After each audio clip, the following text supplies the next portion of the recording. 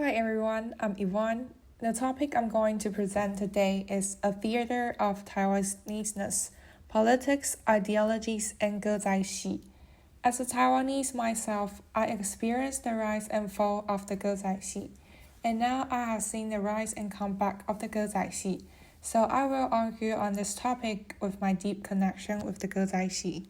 First of all, I would like to show you a clip of a feature story on 歌仔戏 that I did when I was a bachelor. So this is a 歌仔戏 performance in Taiwan in 2022.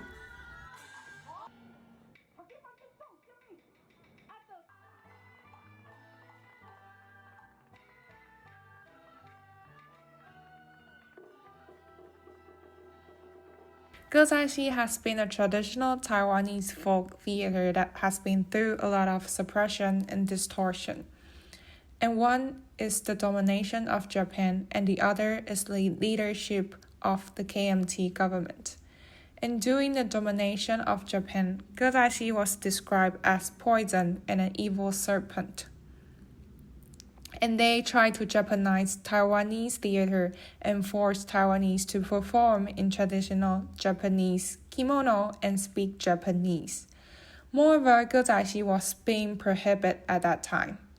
And during the leadership of the KMT government, they issued the cultural and language policy which promote Chinese identity and prohibit Taiwanese from speaking Taiwanese dialects and replace them with Chinese, which is considered authentic to them. And as language is part of culture, it simultaneously reflects culture, and culture is influenced and shaped by it. So the lack of understanding of Taiwanese dialect may lead to modern young people's lack of recognition and interest in traditional Taiwanese theater like 歌仔戏.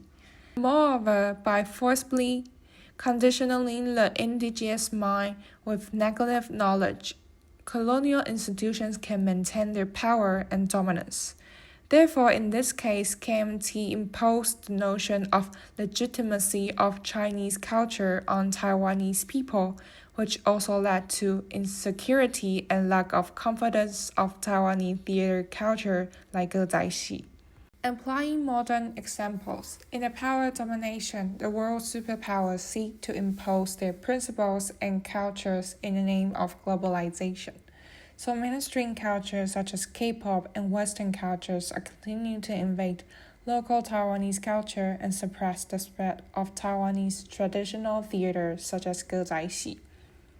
So the awareness of preserving and continuing traditional culture is rising, which has also allowed 歌仔戏 to come back to the modern era and try to promote it. Folk theater is turning into a national theater. The elevation of 歌仔戏 nowadays shows its embodiment of Taiwanese history and tradition, which will articulate the existence and legitimacy of Taiwanese nation. For example, the Taiwanense 歌仔戏 troupe has been established for 27 years. The founder adhered to the principle of inheriting tradition and innovating, also hoping to reverse the stereotype among young people that 歌仔戏 is outdated. In the era of globalization, the cultural identity shift between adaptation with foreign cultures and preserving local identity. In order to continue the traditional theater like 歌仔戏, modernization can actually strengthen traditional values, and it is also a positive means to continue traditional theater. In this case, the Taiwanense Taiwan 歌仔戏 troupe has combined the traditional 歌仔戏 script with modern stage and lighting technology and music form to promote 歌仔戏 to the new generation. And cultural identity can be used to promote the interest of a group and in the process may strengthen cultural diversity. For example, an evergreen 歌仔戏 troupe which is mentioned in reading, 明花园 has tried to preserve 歌仔戏 and be invited to perform at the New Wave International Theatre Festival in Romania. This example has showcased that Taiwan has tried to build a strong sense of identity with Taiwanese culture and threaten cultural diversity by interacting with different cultures.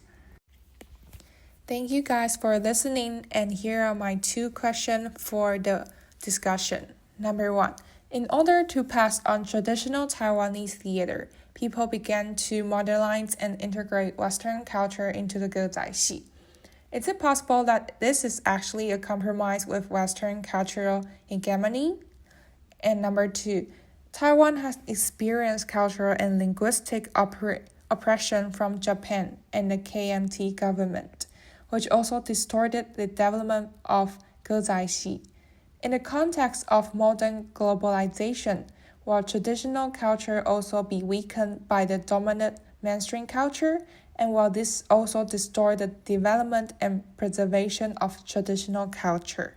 And here are my references for the presentation. Thank you for your time for listening.